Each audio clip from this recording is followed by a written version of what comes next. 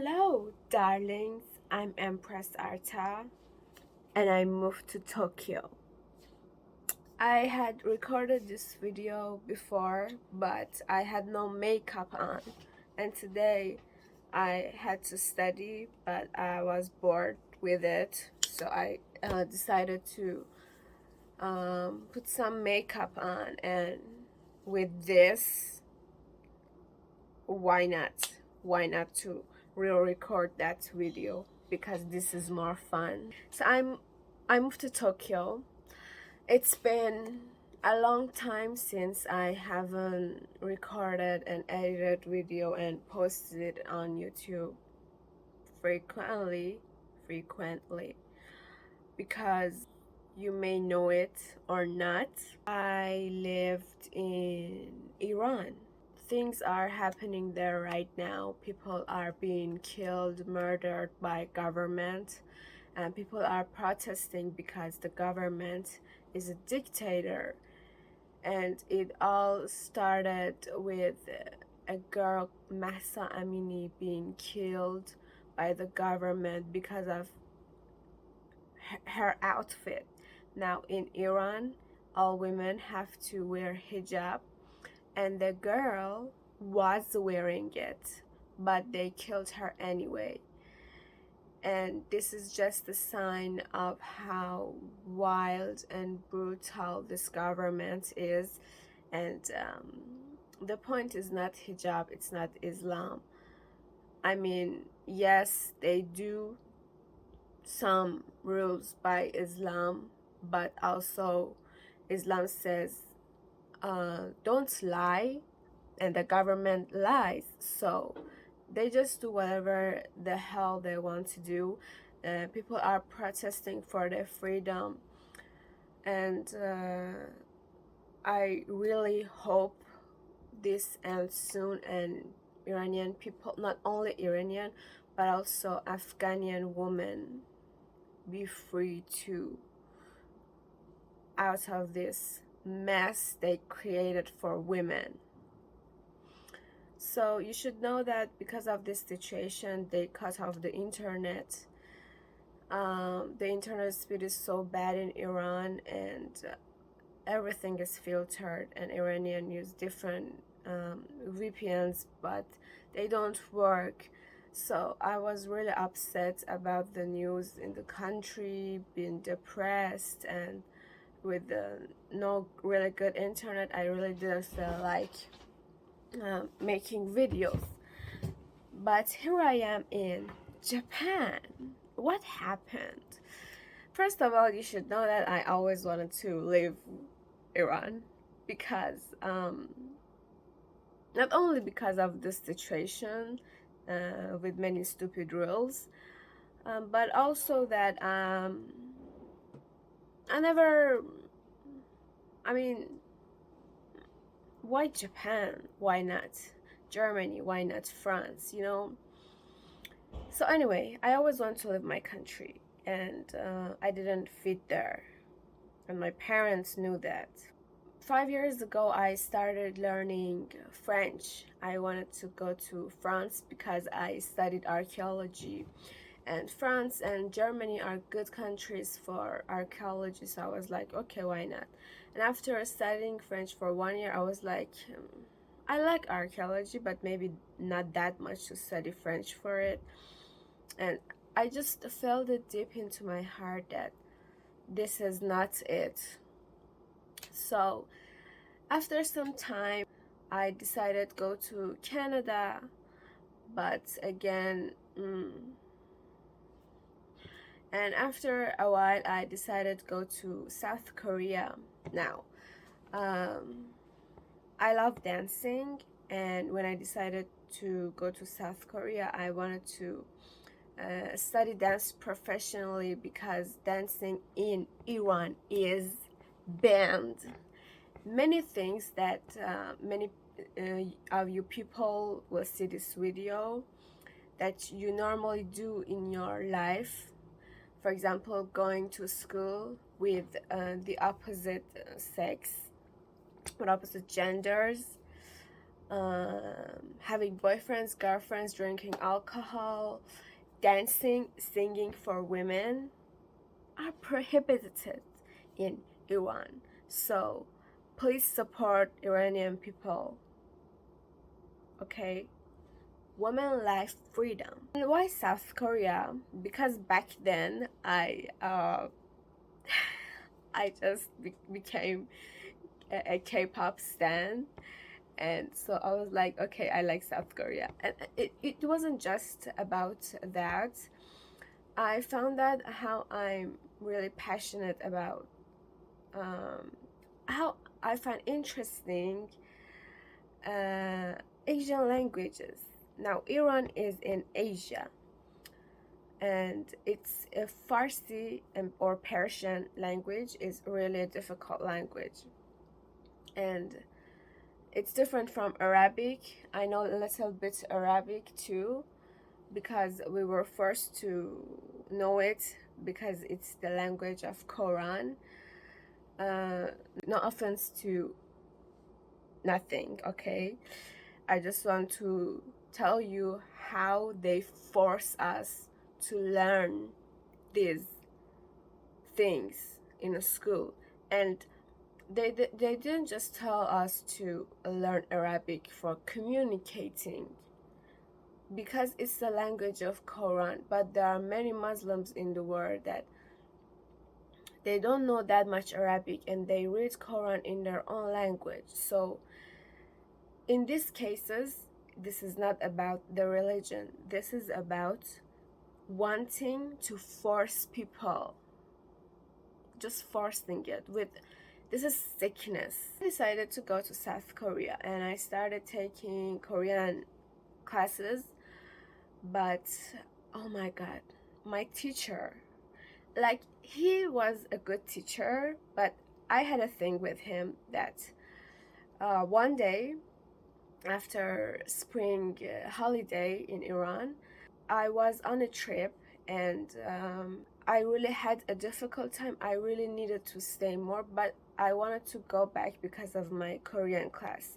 And I went back, and when I go to the class, no one is there, and the manager tells me that the class is canceled, don't you know? And I was like, what? And I call my teacher and he says, yeah, I canceled my classes, didn't I tell you? And then he took me to a coffee shop to make it up to me, but I was like, dude, I don't know what this is. And I registered for the next term because there was no other Korean classes in my city. But no, it was just a big no for me, and I felt really depressed, and I quitted that class. And again and again, I felt like, where am I going with this? Why it's not happening? Why I'm starting something over and over again and it's not happening? And I felt like maybe I'm the problem, because maybe it's me. Hello, it's me. I'm the problem, it's me. Because I'm changing what I want over and over again. And before that, before wanting to go to South Korea, there was a very short time I wanted to go to Germany, and I started learning German by myself, and I changed my mind. And months passed, and again I started learning German, because universities are free in Germany, and they have this thing called Ausbildung, where you can learn and work at the same time in that field you're being taught. So I took a German class for 1 month, intensive class, and a magical thing happened, which was, I had an ex. He was my first boyfriend, And when we broke up, we didn't talk to each other for 2 years or 2.5 years, because I blocked him. And because every time in our relationship we broke up, and he said, I swear this is the last time, give me another chance. And I give him another chance, and that shit over and over again. So when I broke up for the last time, I just blocked him, so to never hear from him ever again. But one day he texted me on my other phone number that I was sure he never had. And I had that phone number on my Instagram for a really short time. And when I found out that he really made that effort to finally find a number from me that he isn't blocked, I was like, okay, let's read that message. And he was not talking about getting back together, but just staying friends, and how I'm special to him and he wants to be friend with him. When I read that, I felt something in my heart. I want to tell you how important it is, the heart.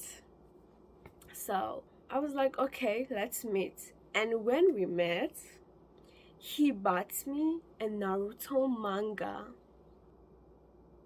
And that night when I got back home, first of all, I was so happy because I love Naruto, and all my friends and even my boyfriend after this one knew that.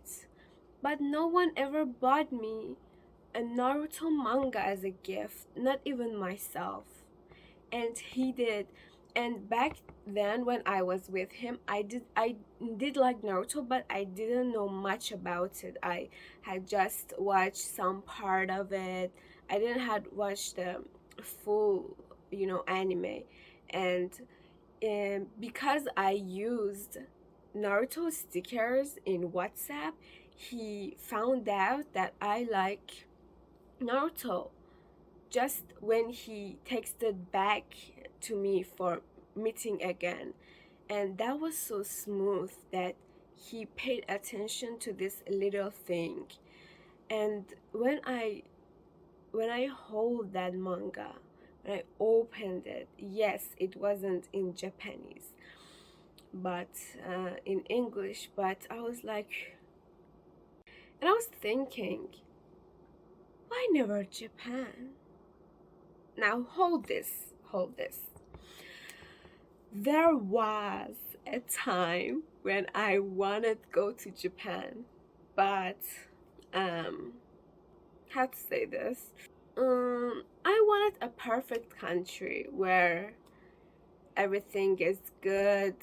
Now Japan is very good, but I heard that people are so hardworking here. I was like, no thanks.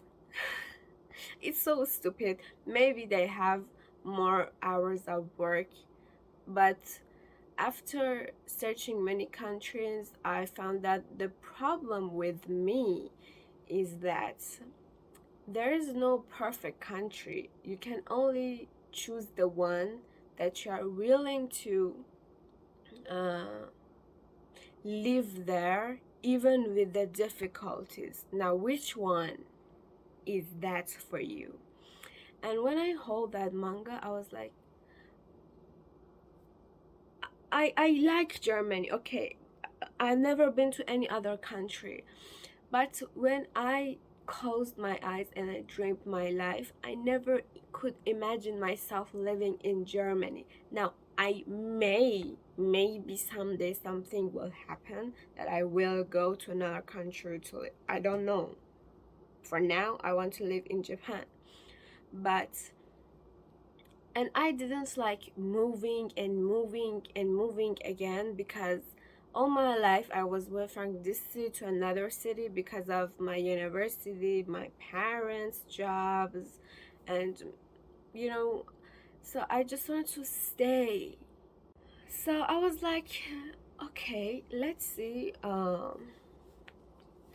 what can I find about moving to Japan. And well, you should know Japanese, so I started searching Japanese classes. But then I was like, okay, Um, we have very good Chinese and Korean classes in Iran, but not very good Japanese classes. And even if there are, they are in the capital city, and I have to move there, and I don't like the capital Tehran because it's so crowded and polluted.